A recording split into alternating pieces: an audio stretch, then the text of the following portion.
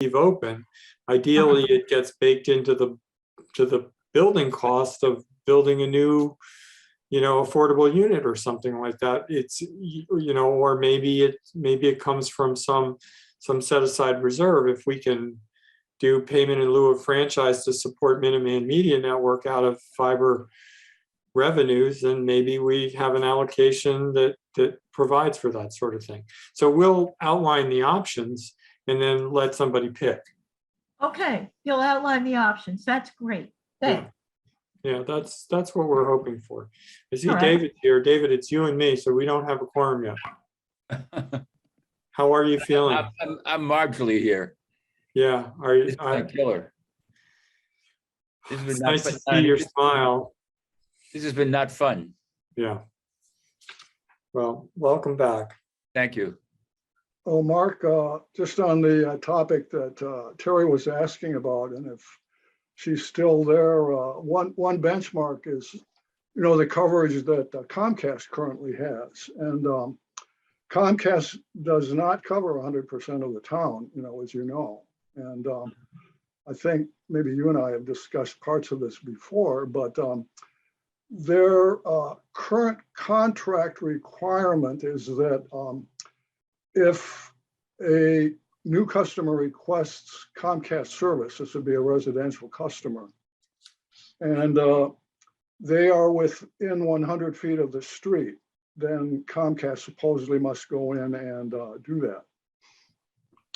Now, in some cases, they haven't done it, or at least they apparently haven't done it, even after people have requested service. I have some friends over on Westford Road, for instance, who, do have a Westford Road address, but it's kind of a funny lot where there's two houses on almost the same lot. And theirs is one that's a little bit farther off of the street.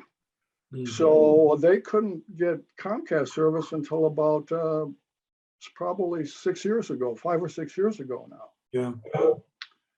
And there are places that are even farther away. And I think what we heard from the Comcast rep a couple of PAC sessions ago is that they don't really keep complete track of every single location in Concord either, and they depend on developers, to let them know when, some, in particular, when a multi-unit dwelling is being built, but also, when a developer, such as over on West Concord now, is doing that new 28-unit condo development.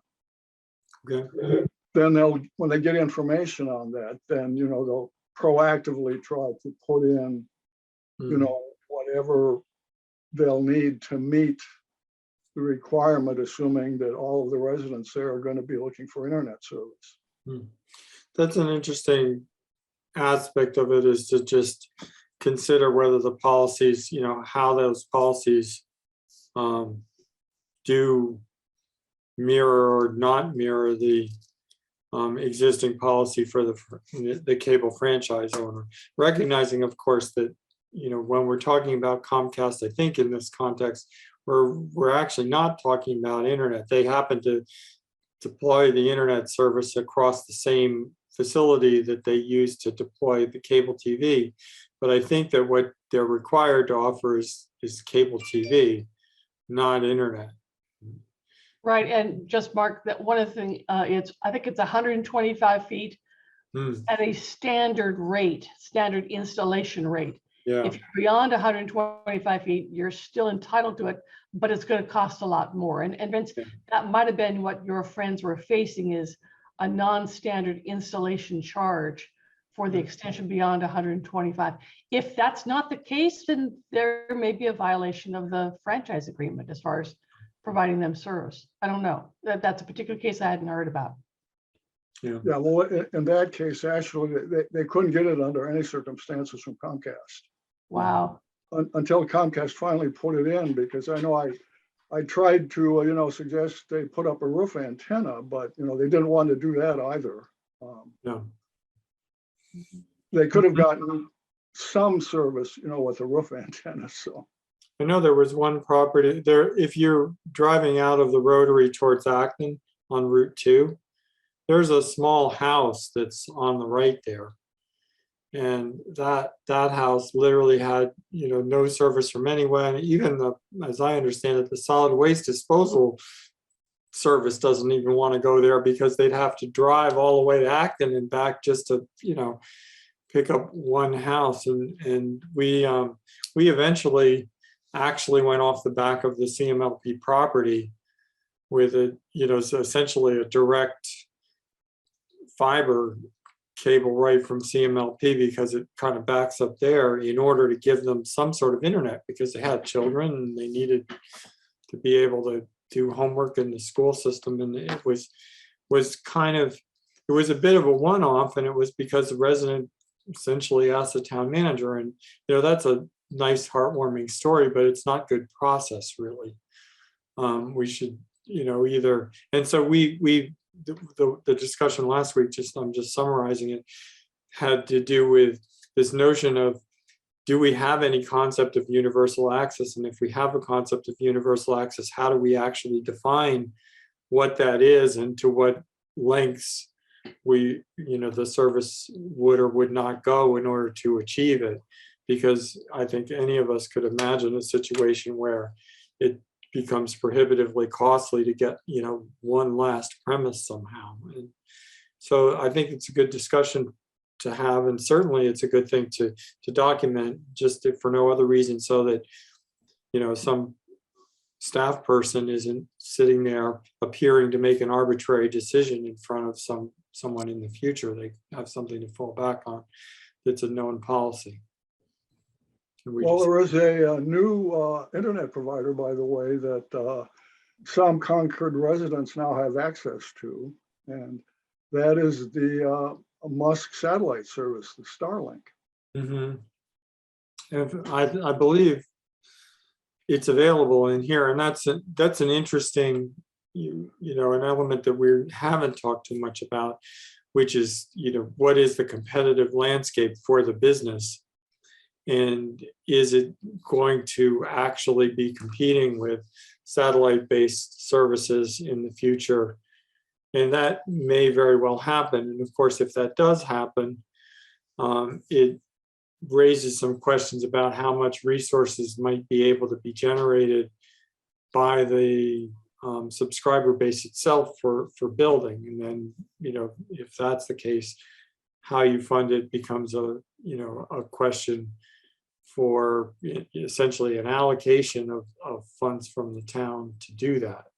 That allocation, well, it did occur, it has occurred, but it's also been very limited and has been required town meeting action in the past. Well, it is going to hinge partly on the use cases. There are definitely a significant number of use cases in Concord that really deserve, symmetrical fiber access. One of the main ones, obviously, is telehealth. And that, in theory means more than just doctor appointments, over Zoom. It would include things like, being able to monitor people's smart health devices at home. At some point, those doctor visits should include a kind of a more high-resolution version of the patient that they're talking to, and vice versa, just in order to, cover some of the things that, a doctor can see by looking at their patient. Yeah. And, since Concord has got aging population at this point, there's going to be a significant number of people that will definitely benefit by a fiber telehealth ability, in terms of the pipes. Yeah, some of those services require, low latency, and some of them, might not quite so much, at least not a lot of the when people talk about really low latency services and medical services, they're thinking about procedure-based things as opposed to something like, an interview or, an appointment where you're discussing things with your provider. So, but it is worth it to recognize that those things do need to be considered. I'm Well, just there's checking that- with the other three of our members before I Oh, decide that we don't have a quorum. Go ahead. there's actually another use case that does depend very much on low latency, although surprisingly, it's video games. Yeah. And there's a lot of families, of course, with kids that play some of the online video gaming services. And there's an advantage, as a player, if you have, single digit latency. So there's some families I know that will like to have fiber, just to keep the kids satisfied. Yeah.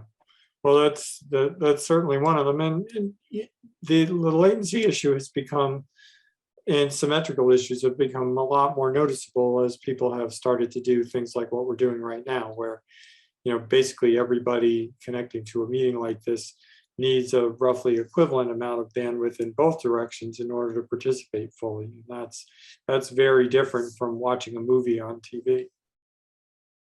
Well, the third issue or one of the third use cases, where again, the symmetrical speed is very useful is working from home and these Zoom meetings, such as we're having now, because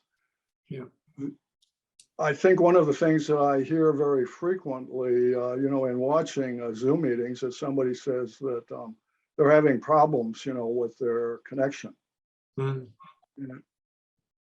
Most commonly, that would be problems caused by the local Wi-Fi, but also in some cases, it's just that the upstream bandwidth is, being exceeded on whatever their service level is.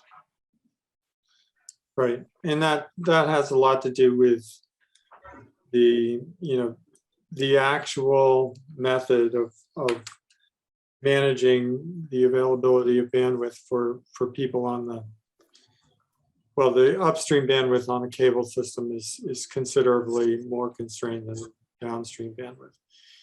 It is on most systems in some ways, but fiber tends to be better. So we have Gordon, great. And Scott says he's going to be here in a moment. So I haven't heard back from Gail, but it looks like we've got three, so we can at least try to get started. How are you, Gordon? Hi, Mark. I'm sorry I'm late. Okay, no worries. We've been having a little bit of just kind of a roundtable with Vince and Terry and so forth. So, and David has been able to join us. So I'm going to say that it's 6:58 p.m. and this is the Fiber Broadband Completion Task Force meeting. And we'll start now with a roll call. I'm Mark Howell, I'm the chairperson, and Gordon Brockway. Present. And Scott Hopkinson is going to join us in a minute. David Hessel. Present. And we're hoping for Gail Heyer to join us as well, but she's not here. So we do have three people, so we can call the meeting to order at 6:59. Thank you. So I guess for the meeting is being recorded. I know that this is not a regular day, so that I think has something to do with the level of prep, and we don't have to get too far into anything that we're not ready to do. But probably one of the main things that I wanted to accomplish today is have a little bit of a discussion about how to handle the next couple of weeks since the new news that happened since we met last Thursday, where I realized that we had a built-in conflict both Thursday the 3rd and Thursday the 10th and Thursday the 17th, as we've been noticing. So I was hoping to mostly have a scheduling discussion first and foremost. I do need a clerk for tonight. Gordon, I know you took on last week. Or No, I three didn't. weeks ago. Gail took the 17th. Scott was last Thursday. David, I'll do it. are you feeling up to it? I'm gonna have to pass. I'm still recovering. Understand. I'll do it. Thank Okay, you. thank you, Gordon.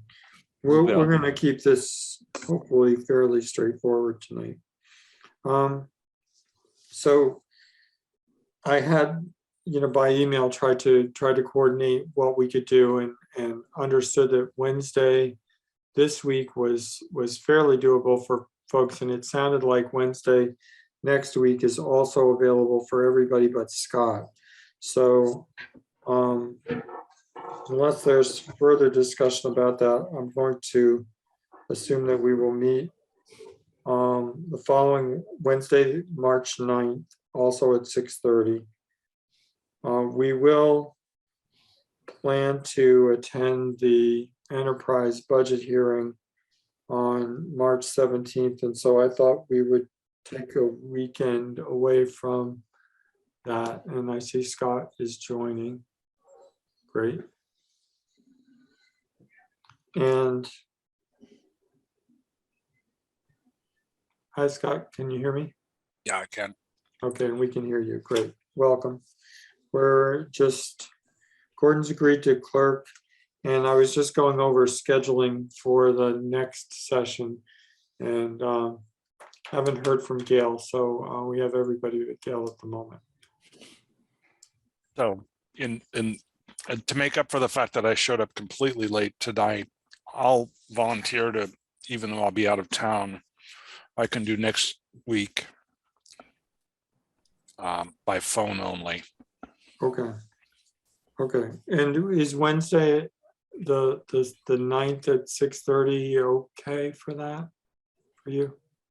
One's as good as another. Okay. Yeah, I'm actually going to be traveling, but so.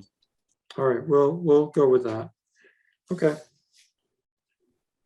And I was going to say that we probably won't meet on the week of the 17th. And what I'm hoping is by the end of next week's meeting, we've kind of crystallized on draft writing assignments. We'll have then the 24th and 31st will return to Thursday meetings and be sort of pulling together our first draft to have it essentially ready for our deadline of March 31st, April 1, to have a draft that we'll begin to review. So that's kind of what I had in terms of chair's report. Anybody have any questions about logistics or comments about that? So put into the clerk here that we're going to meet on the next 2 Wednesdays at 6:30. Is that right? No, just one more Wednesday, March 9th. Okay. And then we'll skip the following week, but probably attend the enterprise hearing on the 17th, which is, when the broadband budget gets discussed in public. So I felt like that would pass for our meeting for that week. But we will, after the 9th, we will meet again as a task force on the 24th at 6:30 and the 31st at 6:30. Those are Thursdays. Okay. Okay. Great. The next item that I had on the agenda today was a brief update on the design of the fiber construction and roads program. So I have had a chance to talk with the Public Works Director a little bit about what we're trying to pull together on information on that. And he filled me in a little bit on how they think about things on the public works side. So my next step is to follow up again with the light plant side of engineering. And as I mentioned, I will come up with a straw man for what I think that coordination should be. I should be able to have that by the next session, I think. What's the name of the Public Works Chairman, Director? Public Works, oh, Alan Cathcart. Who? Oh, Cathcart? Yeah.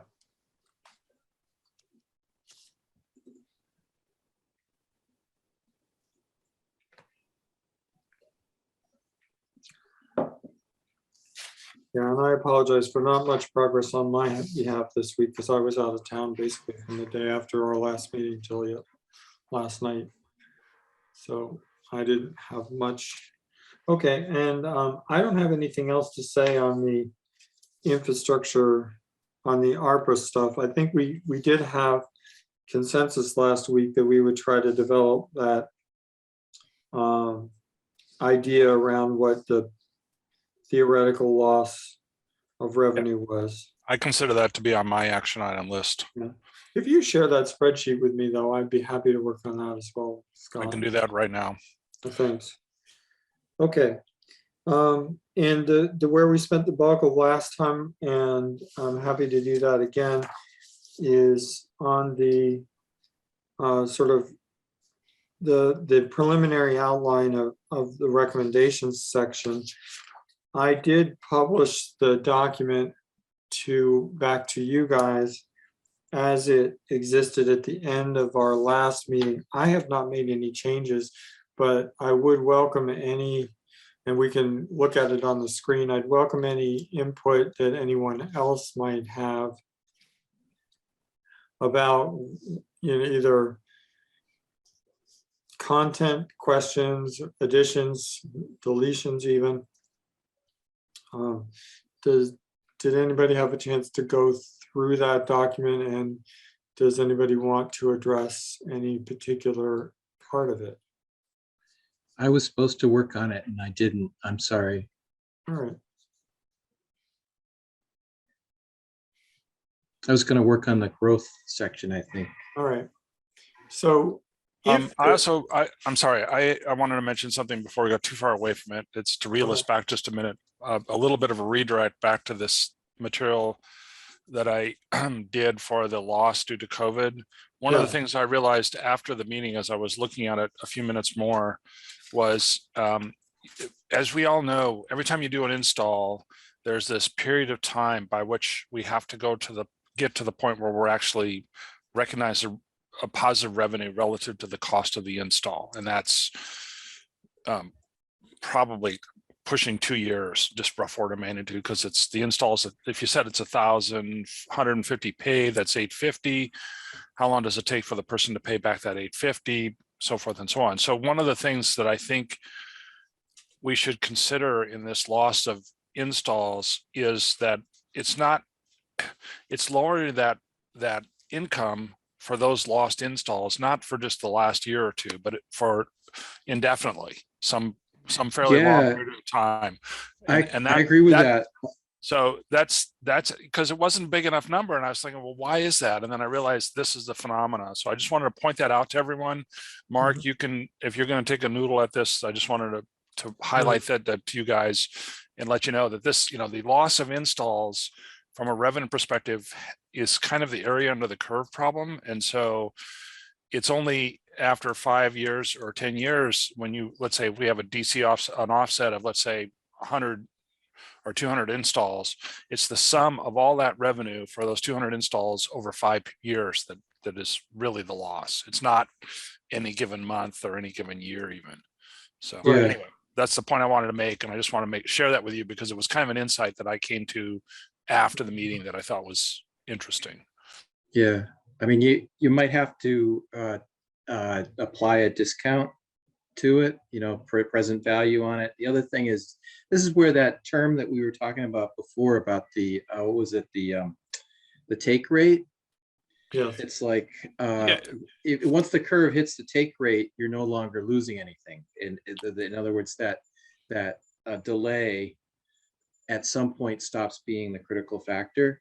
Right. But that's similar to the discount. Frankly, right. And I think you do need to put some sort of discount to it. But I think the thing that makes it surprisingly small, unless you factor that in, which is unless you factor it over some longer period of time, more than 1 or 2 years, meaning because the number just isn't that big, frankly. So anyway, I just Yeah. wanted to mention that so people were aware of it, and I'll send the stuff to Mark and he'll can take that Yeah. into account. I think there's some fairly well-established, certainly, software as a services and businesses and really any subscription-based business. So you could be subscribing to a magazine, there's a computation that's the value of any given new subscriber, and it's kind of a presumed, how long does the average subscriber subscribe for? Is it 1 year, 3 years, 5 years, 10 years? Is it 20 years? And so the value of a new customer is, to the business, is the present value, to your point, Gordon, of their subscription over the expected term of their subscription. And that's where it also seemed to me that the historical understanding of the churn, what percentage of people can we expect to leave every year, gives you a way of kind of backing into, well, if you expect, let's say 3% of your subscribers to leave every year, then you could maybe argue that the average subscriber length is 33 years. If you expect 20% to leave, then it's 5 years. Right. And so you can kind of, I so think you once- guys get the concept. I mean, the Yeah. point I was trying to make is that we need to apply some methodology that Right. there's more than just the last year or two, because if you'd only use the just last year or two, I think I came back to it and I did a more Mhm. detailed analysis. It's only $63,000, and that's not enough. It really Well, isn't. So it isn't enough, or it may not be what the actual impact was. So no, it I isn't, think because it's the net present value of all that Yeah. future subscription that Yeah. matters. That's my point. Right. Okay, Yeah. thanks. until you reach that assumed full penetration rate. Right. In which right. case, at which point it's a delay, not a permanent loss. But those are assumptions that can be baked into the model, and it's going to be an estimate, no doubt. Yeah. I mean, that's actually a very important financial element of all this, not the COVID loss piece, but in general, what is our saturation point for subscriptions? When will we reach a point where we can't sell more subscriptions? That's a very important number, and I have no idea how to get to it. Yeah. We know that Braintree ended up splitting it 3 ways between FiOS and Comcast and Mhm. Braintree, but they were providing comparable services. Anyway. Yeah. Yeah. And I know And I it- wasn't completely satisfied with the way this was sort of stated in here, but we did touch on it last week under item 5 on page 5, and I'll put it on the screen, was that there is some presumed there's a presumed maximum take rate assumption that needs to be established, and use that expectation for planning.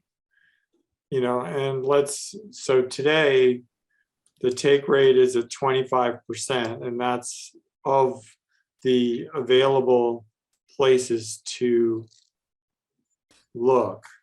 So you could get more subscribers by increasing the denominator here and holding 25%. But let's say, just for easy math, if we assumed that we were only ever going to get to 30%, that would suggest that 1/5 of that 1,500 would be the entire new opportunity beyond what we have today, which is only about another 250 subscribers. If that's the case, you can't justify a lot of forecasted future investment in fiber building based on some incredible amount of growth, because there's just not going to be the resources there is, assuming that there's no change in price or revenue. So that's a very important assumption. And again, the assumption ahead of that is that somehow only subscriber revenue is going to be used to pay for future building. Now, there are other options like, getting a grant from somewhere or asking the town to support a borrowing or something like that. But, if the idea is to pay for it out of subscriber revenue, we need to have an idea of what that max is. And I think we can successfully propose a process for computing that and let those assumptions be made explicit and then go from there. Yeah, I'm a little uncomfortable with just a simple, oh, we'll get a half or get a third. I'd much rather back into the number with knowledge and consideration to the difficult cases that we've discussed so many times, the roads that don't have fiber and the MDUs, the multi-dwelling units, and those are really the two things that come to my mind anyways. And how many of them are there? At this rate, we're not going to hit any of them anytime soon. And that pushes the take rate down effectively. So unless we can come up with some solutions to that, and then it pushes it back up again. Well, let's be clear, take rate is, so currently and let's use the expression served rate, okay, or rate served, which is also defined on page 4. So using the data that we have, there are 8,023 addresses. Of those 8,023 addresses, 6,131 addresses are served or technically available now. Okay, all right. So that's a 76% rate. So of that 76% that's pretty good. of served addresses, 25% of those, or 1,500 out of 6,131, are actually taking the service. I see. Okay, So- right, all right. So So we could change the boundaries of all those numbers and make it available to still more houses, but that wouldn't really have any direct effect on the take rate at all. Right. The take rate is how many people of the ones you could possibly serve you actually do serve, versus the served rate is how many people of the ones that you could possibly serve, how many of the available addresses are you actually willing or capable of serving at any given point? Yeah, and it's funny, if we improve the quality of the service and how great it is, then you move up the take rate, right? Let's say we give subscribers certain features that non-subscribers don't have access to, then that could drive up the take rate and actually make a lot of people pretty anxious because they can't get it. Yeah. Right. So Okay. to some extent, what we're talking about when we're talking about fiber completion is addressing the roughly almost 24%, 23.6%, which are not served, and saying, what does it take to move 6,131 to 8,023 if those are the right numbers? And then after that, if we did that, let's say in round numbers, that's about almost 2,000 more more potential. If we got 25% of those the way that we have been, we could assume that the subscription rate would go up 500, just because if you assume there's no change in the take rate. So that would establish something about the upper bound. And I think it's interesting and important to sort of really internalize these numbers, because as we looked at, you can look at the data and say, maybe maybe that saturation is actually being approached now. I mean, maybe the pandemic had nothing to do with why the service is no longer you know, the installations fell off the cliff. Now, I don't think any of us believe that, but one has to at least consider that possibility.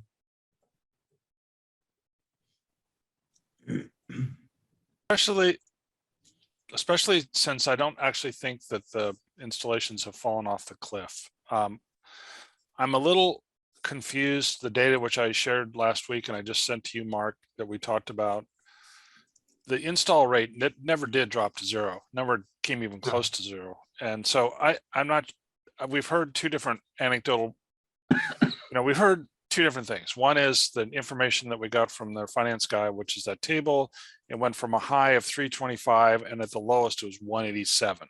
So it didn't, it went down by a third, more or less, a little over a third maybe, but it never dropped off the cliff. And so it could be that there was, it could, and by the way, in the face of that, everyone was on broadband all the time, Yeah. so I would imagine that the people who didn't have it would have been clamoring for some mechanism to get on broadband, because those of us that are working, we're all working from home, or many of us are anyway. Although Yeah. I was out on the road today and it's not clear that many people are working from home. Yeah, I apologize if the way I kind of stated that, sounds a little bit like hyperbole. What I'm referring to by came to a halt is, I'm going to stop sharing for a second, is there was a period of time in the spring of 2019, there were several months where the monthly rate in warm weather was, single digits. So that looking at the yearly data, yes, it never actually stopped, but there's definitely a period of time in when the pandemic first started, I guess, really 2020, I guess what I'm talking about, spring into the summer, where it was about as close to zero as it could be for some months. And then I think it resumed somewhat. So that's kind of what I'm thinking about when I suggest that it's that installation stopped. Okay. If I can just throw in one observation, that was at my doctor's on Monday. And he asked me what I was doing in retirement, told him how, I was working at Concord Green and the board. And I told him about the fiber committee, and he said, "Oh, what's that?" He's a Concord resident, pretty well known. Mhm. And I explained what we're doing. He said, "Oh, I didn't know we had this fiber in Concord." He said, "I don't think we have it on my road where he lives in Concord." He said, "What is it? What is it?" And I explained what it does, so on and so on, what you can and cannot get on. And he said, "What do I need that for? I have Comcast." Yep. I thought it was an interesting observation I think that he if made. people aren't super price sensitive, then Comcast with their all the different features, including even cellular and alarm systems, never mind all the other stuff and the content, it's a one-stop shop, and it's Yeah, I convenient. just passed it on. No, yeah. it's interesting data point, and it's consistent with certainly what I've been. Yeah, sort of- just Mhm. it's like big deal. Yeah. There is, when we started in 2014 or so, there were a lot of concerns with the quality of service that cable was able to provide. And I have no doubt that the cable service has improved since then. The technology that's even used in cable service, the DOCSIS 3.0 and 3.1, have permitted much more. Even the cable modems you buy today are much more sophisticated devices and are certainly more capable. And I know for a fact that people who have had service concerns have been, getting those concerns addressed. And there was certainly time, and I know Scott's on the PEG Access Committee, and I think Vince, who's here, heard some of those complaints. And I have little doubt that the service that Comcast offers for internet has improved. And I like to think, this Mark Howell opinion, that some of it is because they know there's some competition, and that if people get fed up with the internet service, they do have a choice. So I remember saying to town meeting at the time when I was asking for authorization to borrow money to start this, that whether or not people took the service from Concord Light, they were going to get something for that, the risk that was being taken, in that the competition was going to know that there is competition. There's a lot of documentation nationwide that places that have only a single provider get worse service and pay more. Ask Cambridge, Massachusetts. And so even if there are a lot of locations in town where it's fundamentally a single provider, places like Concord Green, I think just the overall service is better because of the competition, and I believe, I firmly believe that. I agree. Okay, but I think that that interaction and the subtlety between the served rate, or how many premises are we actually offering service at, and we started with that discussion because we also discovered that if you start to slice up that 23% that doesn't have service today, you also discover that it's disproportionately multi-dwelling units and all those things that we've already talked about. So there's that to go for, but there's also, just those two things, those two dials, if you will. How many premises are you serving, and then how attractive are you making it? David, your anecdote also points out that there's a lot of ground to be had in terms of potentially making people who might be customers aware that they do have an option. Yeah. I look at it, if I can just digress for a second. Comcast, from my perspective, is like the Apple closed loop. You buy an Apple product, you get into their what's the word they use? I can't think of the word right now. Ecosystem. Thank you. I appreciate that. So you don't have to fool around with all the other crap that's, if you, a Samsung phone and a whatever. So they lock you into this ecosystem that everything kind of works for better, for worse. Yeah. When I mentioned to my doctor that, well, you can get the fiber from the town, but if you want to have TV, then you have to make some other decisions. He said, I have Comcast. I don't need anything else. Mhm. So, his statement was, I don't want to be, involved in other decisions, I guess is the way. And I think the assumption is that when you add in round numbers, those extra 2,000 currently unserviced addresses, the assumption that you would get the 25% take rate, I'm not sure that's an assumption that's valid. Because you're just really just supplying numbers, and I'm not sure that's an accurate assumption. And the extra 500 give you the money to what's the cost of adding those extra 2,000 in terms of the financial plan? One thing that we talked about before, and it seems like it's fallen off the radar, was to do some sort of survey to get a sense, and it can be a statistically valid survey. I mean, we could survey some number of the people that currently do not have broadband, but have it passing in front of their homes, and say, let's say that we pick 200 random of those people that have broadband out in front of the street, but don't currently have it and never have had it. And if we sampled 200 of them and we explained what it was, it'd be interesting to know how many of them would actually take it. And my guess is, I'm just winging it a little bit here, but 200 would probably be enough to have some confidence interval that says if out of that 200, 30% said they would take it, that's probably that's probably at least 40 to 20% range, 10, plus or minus 10% accurate. It's a rough order of magnitude. It would be a very interesting activity. I don't know, given the time and scope of our activity, if that's something we should consider doing still.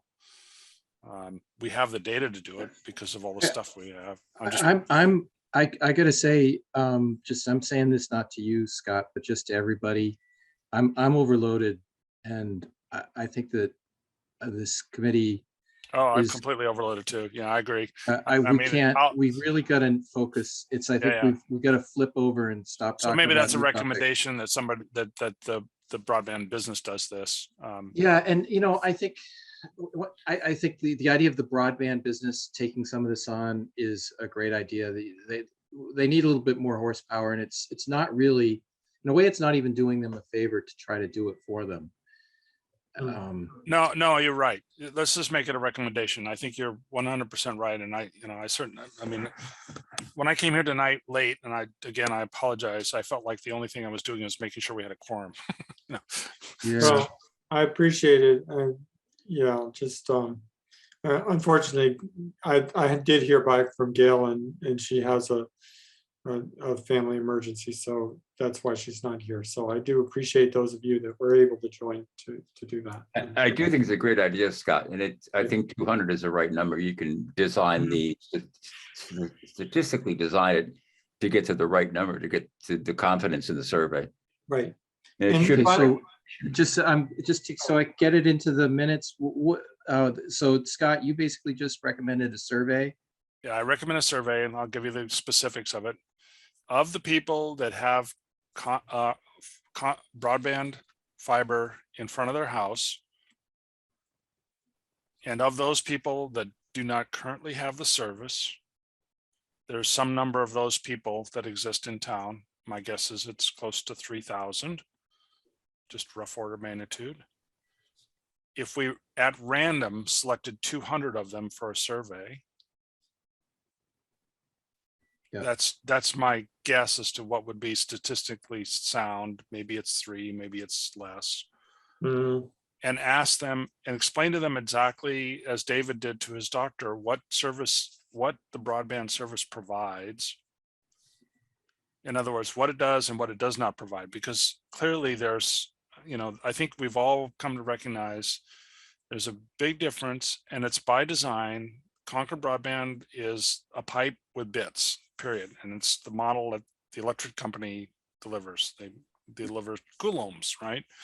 Whereas Comcast delivers all these services that come with it. And so the question is, would customers be interested in Concord Broadband and then have to go out and a la carte get Netflix, Hulu, blah, blah, blah, blah, which is what I did, plus broadcast, right?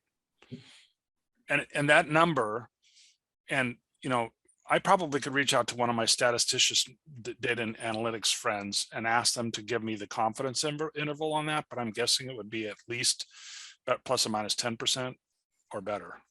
I could probably go look it up in my old statistics book. Yeah. This is Let's not worry about it. Yeah, but do you understand what the goal is? A statistically significant sampling, randomly drawn from those people that could have broadband but do not have broadband today, as a key indicator as to what our saturation, what's the available market, and that might be a very good proxy for how many more customers we can find. If out of that 200, 30% said yes, they would add it, or 20% or 5%, whatever that number is, we can do the simple math and say, well, of those that are currently have access to because it's on the street in front of them, that percentage, we should be able to capture those customers. That's a very important number for this wheel of growth thing that we've been talking about. Yeah, I think that's an excellent point. And so I'm going to frame two things. One of the things is that does get at what that take rate might ultimately be. And it's very useful Absolutely, from that yeah. perspective. And so, we're putting that in as a process to establish what that assumed take rate is going to be is important. Now, going back to what David was suggesting, though, right before you said that, Scott, is also an important thing that I don't think we should miss. And when you suggested a survey, I thought you were really talking about this.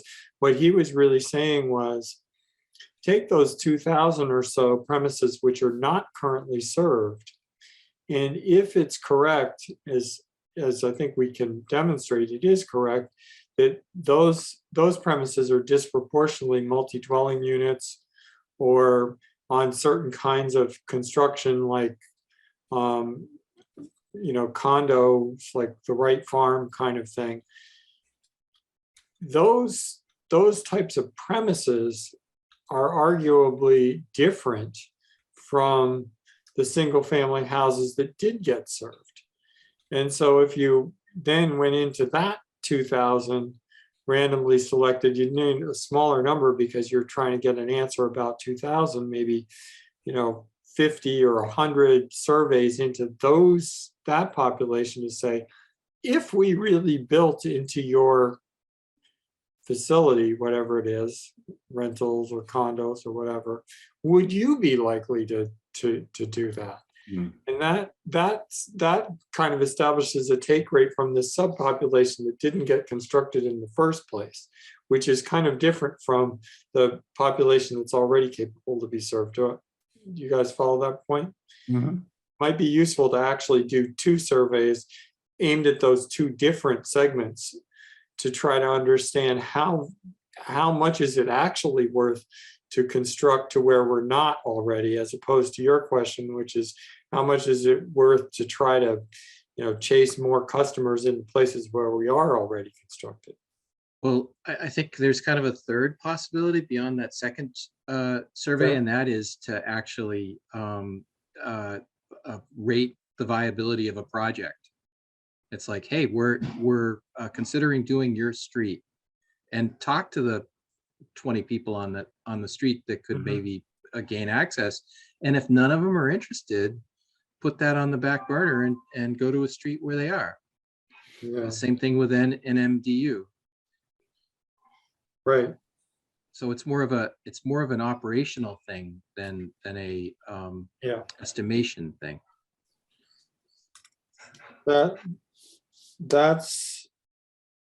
that's an interesting process step for planning projects. Another way to get at that same question, I think, is to back on our discussion about what's the value of a subscriber in the first place. So we worked, when we first did this, we basically said to ourselves, well, if it's going to cost us, $1,500 to $2,000 on average per subscriber, as long as we can get paid back for our expenses of doing the install within, whatever it was, 2 years or less than 3 years, then we're good. But if we can establish that the value of a subscriber is, let's say, $5,000 or even $10,000 every subscriber, whenever they come in, it represents a revenue stream of $10,000. Then it becomes economically viable to spend a little bit more than that original 2,000 just to get them, because on average, we're going to get that payback. It's just going to be longer. And that's something that the operational experience, I think, could tell us about. Yeah, I think encouraging some creative thinking, and I don't know how you do that, because Well, right, how do you it's like you've got right now, there's the thinking is, I'm not going to use it, I shouldn't use a denigrating word like not using creative thinking. It's a very simple prioritization scheme in place now, which is we're just going to do the streets where we can cover the most houses the most easily, and that can work for a while yet. But we're going to run out of those, and then we're going to need to start doing some of these things. Yeah, and I think that's the reason that I think we're doing this the way we are is because I do believe that it's citizens and citizen oversight. It gets to decide, how creative and how, what do you do? We depend on staff to execute on the programs that we've authorized to be executed. We wouldn't have a residential heat pump program or a drive electric program if it weren't for the light board and to some extent the citizens actually pushing for those kinds of things, because otherwise it'd be just as easy to send electrons down the wire and wait for the bill to get paid. Mark, just to go back, I think 2 steps. So if I heard you correctly, if we went to the residents of Concord Green and said, we've wired all the buildings with CMLP broadband, how many of you will now take it? Was that what you were implying with that second? Yeah, that was Gordon's idea, is to say, Right.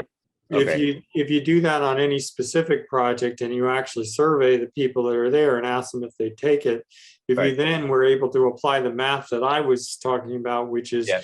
each new subscriber is worth X, whatever X is, as long as the cost to do that those installations is less than the number of subscribers times X, you might as well do it. Right. And if it's not, then guess what? Wait for more subscribers to indicate an What interest. I'm saying, and maybe I'm saying, we've wired the whole complex. Yeah. Now, how many of you want it? We've already wired it, no Yeah. cost. How many? I think Gordon's, correct me if I'm wrong, Gordon, I think what you were suggesting was ahead of actually doing the wiring, you Okay. service a given area where you're thinking about doing the fiber construction project and ask, if it were wired, would you take the Right. service? Okay. Yeah.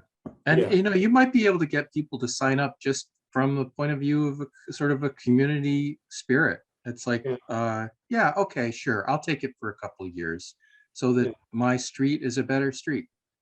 That is the Google Fiber rollout plan. That Google Fiber tried that in some communities. So they created these things called fiber hoods. And if you got enough people to sign a piece of paper that said, yes, I will subscribe in that neighborhood, they built the fiber. Yeah.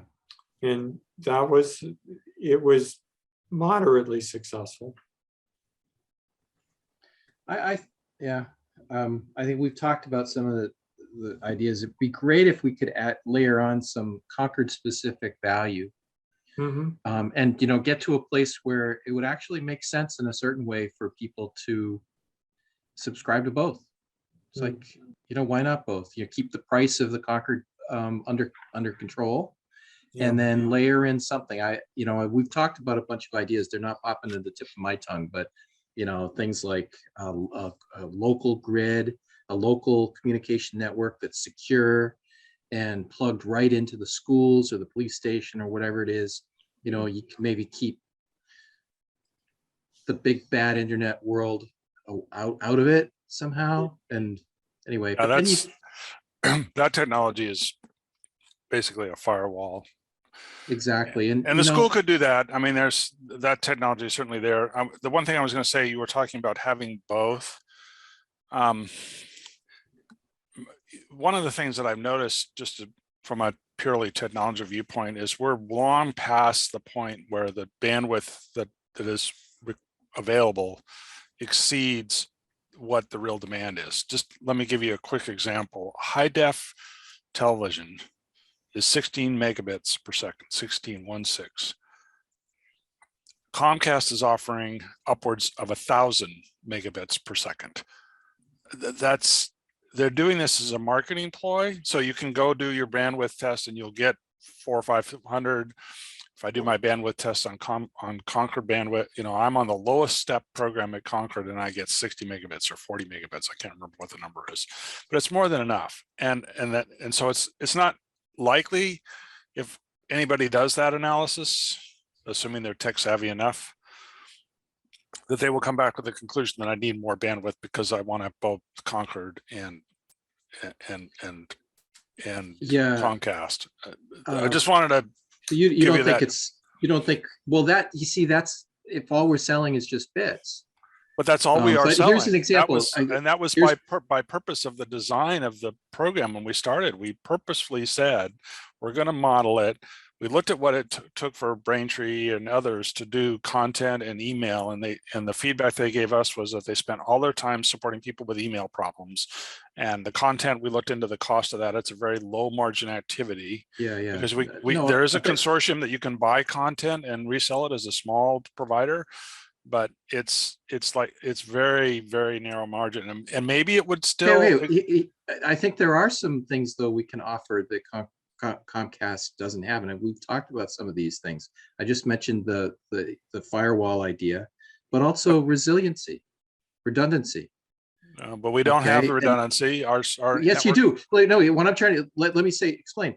Look, I've got cable right now. I get my internet over that. Oh, I see what you. But By I could having have both, a yeah, yeah. second feed. There's redundancy that you don't Yeah. get from having one or the other.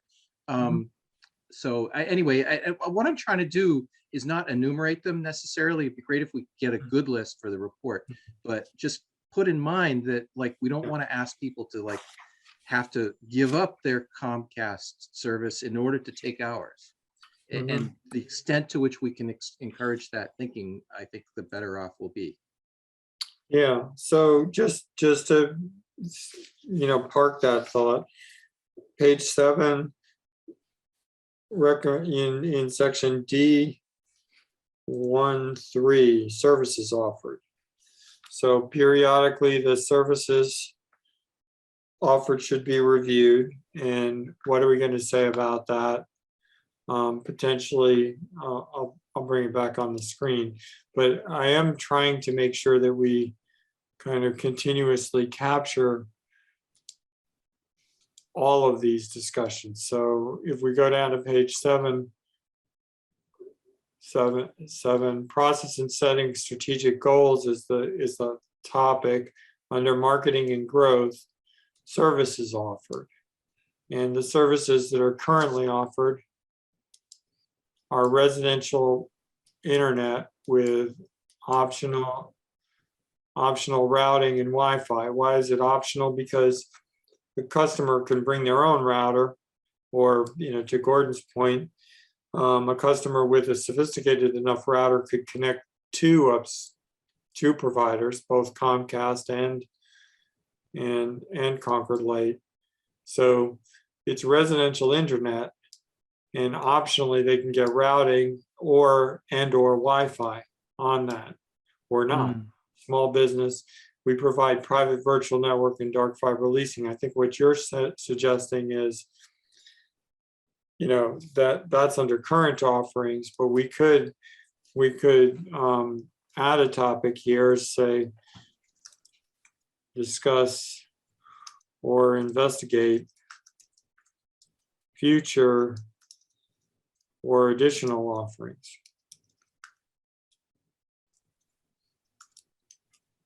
I mean, some of the ones that are, security services is one of the ones that,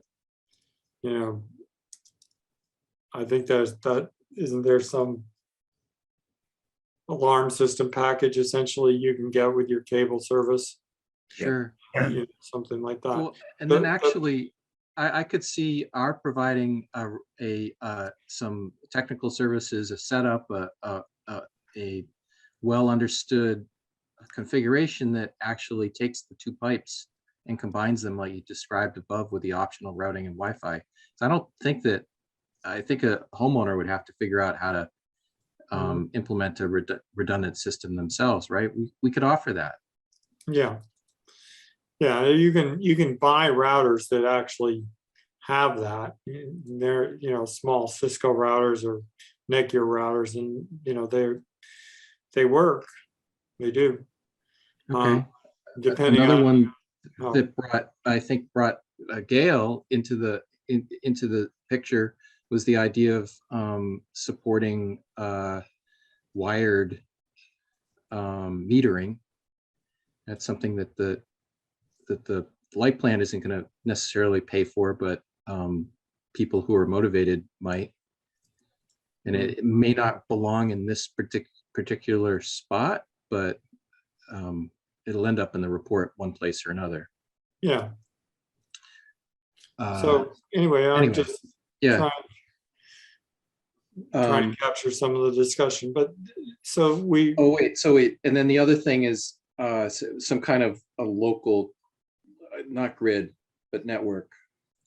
Oh, and by the way, the fact that we're kind of paying a piece of Minuteman, I hate to even say this, but what if in the long run, the telecom service ends up operating the TV state, the Minuteman media services?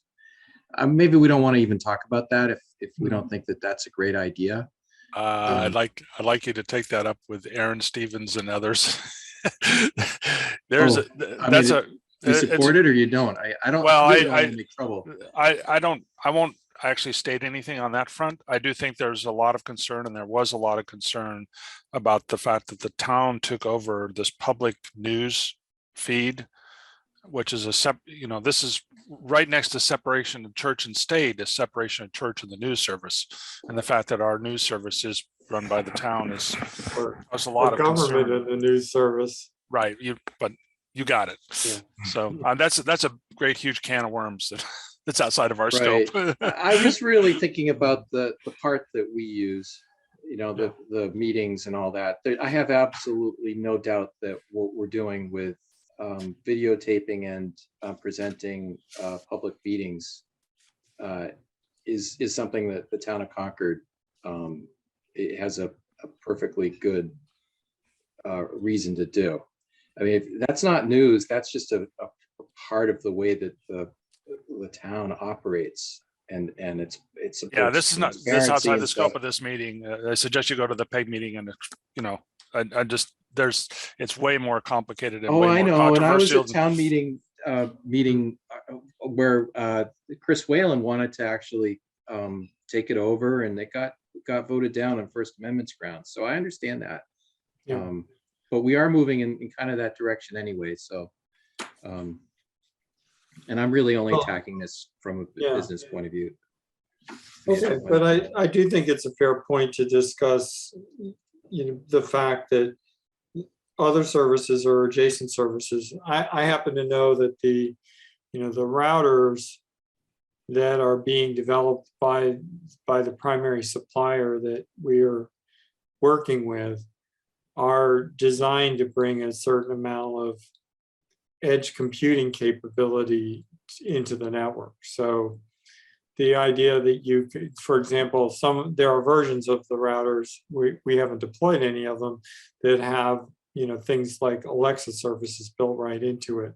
So it's a fairly powerful box to be putting in someone's home. And once you do that, there are these things like home security services and things like that are potentially optional, and they don't even necessarily have to be supplied directly by Concord Light. They could be just enabled by Concord Light, and you contract with some third party, or you don't, but that could represent additional revenue over and above. So, Scott's absolutely right. We made the simplifying decision early in the game that it was going to be a very, just a bit rate service. But of course, a bit rate service is a low margin service. Whoever gets the cheapest bit per second wins in that. And that may or may not, it's strategically, when you're thinking about the business, it's worth it to consider that. Again, I think that makes sense for us to put into the strategic planning side of things.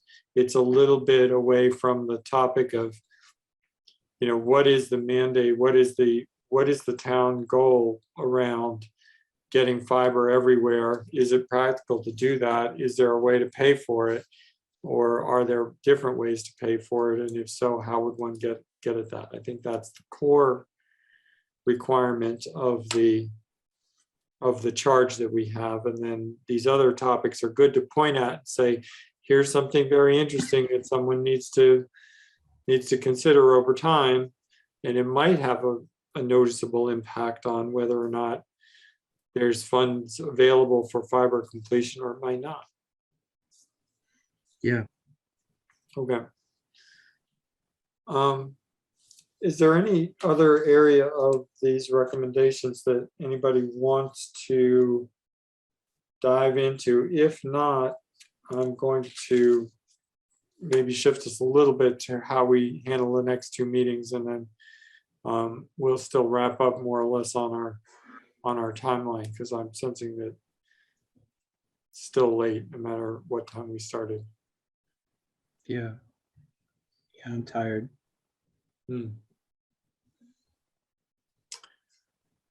Okay, so here's my suggestion. I will save the file that I was just typing in, even though it's fairly minor updates.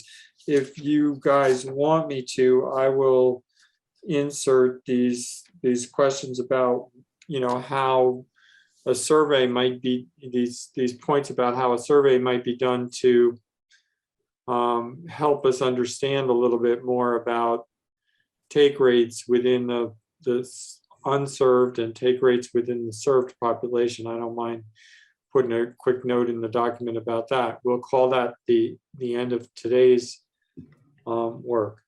I would like to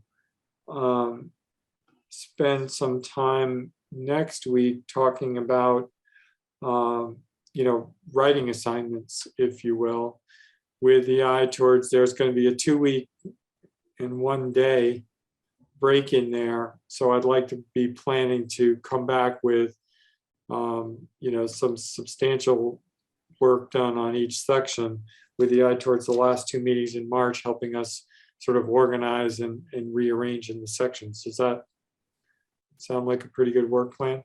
Mhm. So I'm going to be looking for signups next week. So be thinking about that. Mark, could you, I'm sorry, could you get us an update on what their current signups have been in the past few months on broadband? Yes, I can. I had, you were, so Jason Bulger did join us the last 2 meetings. Greg Marcinek, who no longer works for the town, was the director of the telecom. So Jason Bulger, who's the CIO, has now taken over the responsibility for the broadband business. And I had a conversation with him a couple of weeks ago. He introduced himself and the new role that he had, and he's joined us. And I did mention to him that there had been a commitment to keep track of subscribers and subscriber growth and report it at the monthly light board meetings. And I was encouraging him to, pick that practice back up and report that. And he said he would. And I am planning on having a conversation with the light board chair, Wendy Ravelli, as well. That's coming up in a couple of days. And the point of that conversation is mostly coordination of schedules between what we're doing and what the light board is doing, and having a discussion about when it might be appropriate for us to come to the light board and show them, sort of where we're coming from. So I'm thinking that that's going to be in April-ish sometime. So I just wanted to sort of get that into our planning so that we're working towards that date, and how the light board in particular might get an opportunity to review the draft and give us feedback. So we're going to talk through a couple of those points, and I'll have more to say about that next week. So to your point, but yes, subscription numbers, and I'll encourage them to, if they can, publish it. So, and Gordon, keep an eye out for that, because you may get it in your light board packet. Okay. They hired another tech. Mhm. I think they have 4 techs now. Yeah. that's important because the number of technicians you have is very much establishes the rate at which you can do installations. Yeah. Okay, any interest in anything else? We're pretty much clear on where we're going? Mhm. Okay. I will open it up for public comment again. Vince? I had a question for, if he's still there, yeah, David. Yeah, On the, I think you had mentioned a couple of meetings ago that the condo association had a meeting about paying for some or all of, bringing fiber into Concord Green, but I don't remember exactly what that was, but you said it got turned down. What was that got turned down at the condo so association? we did a survey of the residents with a projected cost, which was not the right number. We told the residents, let me rephrase that. We asked the residents, would they be in favor of, let me go back another step, I'm sorry.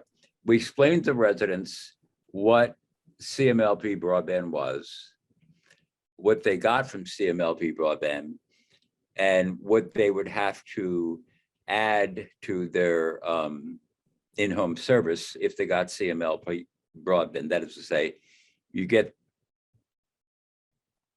CMLP broadband, and then if you wanted to have TV, you'd have to go to Hulu or Apple TV or whatever, choices. And we showed them a link to the broadband website, and we gave them several links to Hulu and other TV services. And then we said, once you read this, we anticipate that the price of us doing the conduit laying would be $100,000. Now, parenthetically, we didn't have in the survey, we, after the fact, learned that the cost of laying the conduit would be $400,000, but the number we gave to our residents was 100. And we asked them, would they be in favor of the board spending $100,000 or more to lay the conduit for the purposes of broadband. And the results were, if I had them kind of right in my head, 76% said no, 75%, I'm sorry, 25 in that range said yes. So the board basically tabled any vote to bring in or to take on the expense of laying conduit for the purposes of broadband. And one of the reasons why it was time critical, because we're about to pave and rip up all of our paving. And so we would have laid the conduit at the same time that we're paving. We're paving starting sometime around April 15th. So that was the overall survey and the results of the survey. Okay, just as a data point, when Verizon was still providing fiber, installing fiber, most of which was above ground on poles, but they proactively wired whole towns, or at least significant parts of whole towns. I have a friend that lives on Lake Stowe, and they have a fiber box in his basement. Now, curiously, he subscribes to Comcast and did that, because that's what he had before they put in the box. And he hasn't, seen it advantageous to him to switch over to Verizon until fairly recently. And, the reason that he is finally planning to switch over is because of maybe the relentless Verizon advertising on high speed both ways. But in any case, you may not be familiar with the way that Stowe was set up. He lives on Lake Boone. So it's a lakefront property, but that area is very old. It used to be a resort for people in Boston. And so it was originally surrounded by little cottages. And now it's turned into quite upscale housing because everybody wants waterfront. Mhm. But the road is just barely paved to get to his house. So Verizon did a significant, job in expenses there to get the fiber in. Mhm.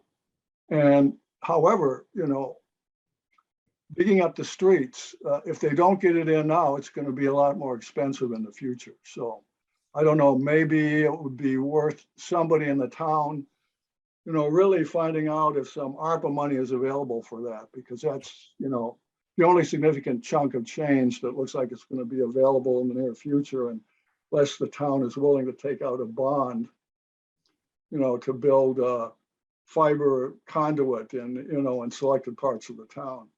Yeah, I think that, well, I think we've come to realize that the town's not going to spend the $300,000 to $400,000 to lay the conduit.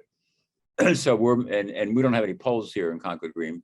We're all underground. And so we're moving forward with the paving project and not laying conduit for fiber from CMLP because of the expense. I hope And that answers the David, question. Yeah. just one Thank last you. thing I just occurred on this subject matter. Do you think, given what you saw, the thing I sent around by email of the town in Washington State, where they use the vibratory plow to put fiber in direct buried? Yeah. Would the board or Concord Green consider evaluating that as an alternative and what the real cost of that would be? I watched it. Actually, I think there were 3 or 4 different ways of, if I remember the videos. And I couldn't figure out after watching it if it would work here, because they were, and I didn't understand it as well as you do, is that we would still have to dig up the existing payment the way I saw it. Yeah, you would need to cross streets with a conduit, more likely than not. But all you would need to do is find those number of places where you need to cross streets and put a piece of conduit for the width of the street. Right. And then the balance of all of it could be done with a vibratory plow. The part that's just going across grass, if you will. Right. I'm just curious if it was either considered or would be considered to look at that approach rather than just turn around, ask the contractor who's doing this, whoever you asked, I don't know who you asked, and came up with it $100,000 or $400,000. Did they even consider a vibratory plow kind of approach? Question mark. Well, the contractor lays the conduit. That's the way the contract reads. I guess my fear was that unless we do it while we're paving, that there would be a significant uproar if we do it post paving. Yeah, I certainly agree with that. But the point Yeah. is that the contractor, you gave them the problem statement, but you did not say, please consider something along the lines of this vibratory No, plow. They just said, okay, well, I'll put a conduit in the ground and I have to dig a ditch and. No, because in. when we gave him the problem, because of, try to explain this as best I can, there is not a significant amount of grass that we would be running conduit with based on this location of the. Okay. All right. Yeah, I get it. Yeah. Okay. I understand. Yeah. I mean, without taking a plot plan of Concord Green and studying it for a while, Yeah. I'll take it on face value what you just said. Yeah. I would be surprised there.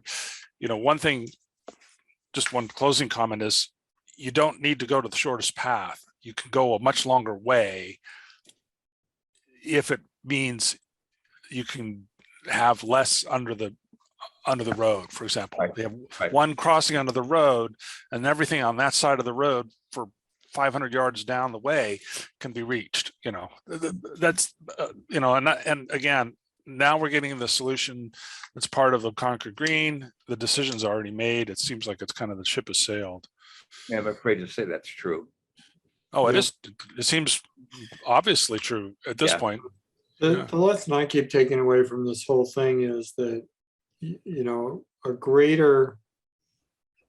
a larger number of potential construction options needs to be on the table, I think, from the light plant's perspective. And the light plant needs to be more clear about what they're willing to spend to get to customers. And in the meantime, what's going to happen is opportunities are going to be missed. Just like, you know, the discussion with the road program, it's pretty clear to me that, you know, those potential people on Stacy Circle, which is going to be reconstructed as a road this year and has direct buried electric service, you know, there's just no way that anything we do is going to intervene in that particular process in a timely basis for that, but it might stop the next situation from occurring where, you know, something should have been done, either directional boring or vibratory plow or whatever, that would have been less expensive than, you know, get out the backhoe and go 3 feet deep and put big plastic tubes in. Yeah, I think that Just not thinking any deeply. any opportunity to try and increase productivity or lower costs. Yeah, And the problem is, like for instance, David's situation at Concord Green. I'm not criticizing the design that they came up with, but I do wonder whether or not there have been enough. We're probably not far enough on the learning curve on this, right? We haven't done it enough and improved it enough to get to the point where we were like finding ways to simplify and just get it done quicker. I mean, maybe could you strip all the pavement out and run a ditch witch right down the middle of the street? Oh, You know, sure you maybe could. it doesn't need to be in a conduit.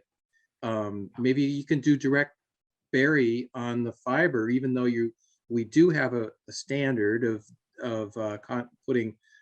We don't do direct bury electric anymore, but it Right. might still be appropriate to do direct bury fiber, particularly since it's so important for this cause. Well, I guess I can answer. I have two ways of answering it. We are so far along in this project to the point of bank commitment for the, we're splitting the project into borrowing and to special condominium assessments that were locked into the price. It's going to start in 45 days. I'm No, the not, ship- I'm the not ship is talking about sailed. Concord Green. I'm talking about Concord. But here. the second point is that I think if we were 6 months back, we probably would reconfigure and look at the other possibilities. We would not do direct burial, as you say, because we've had so many problems here with direct burial. You know, I have less hair because of it. Oh, Oh, really? what I'd like about to the talk to you about that Comcast? offline, but Yeah, Thank you. Because when they built Concord Green, they did direct burial of our Of signals? a power? of our electrical lines.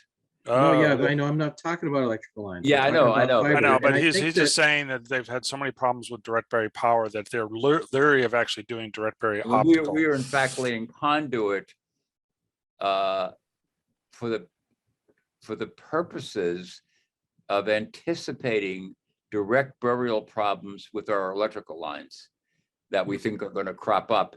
Yeah, because- I get it. Yeah. But I thought it actually came up in an earlier meeting where someone pointed out that maybe direct burial for fiber optics is actually a doable thing. I It don't know. is. It probably That's- doesn't That's matter the if link it's I sent inside around. There's a municipal broadband in Washington State that I sent by email to everyone in the committee, and they do direct bury. Thank you, Scott. okay. Yes. So if you want, I can send it out again. Would you No, say that again? I can find it. Yeah, and I just pointing out that any comments that anybody wants to make around what we think should be done to sort of forestall or consider additional construction. As part of last week's feedback, I did add section H, which is this, construction and logistics and, is just a placeholder really for what we suggest, be developed as options. And I think that some of these fiber specific construction techniques certainly should be one of them. And I also think that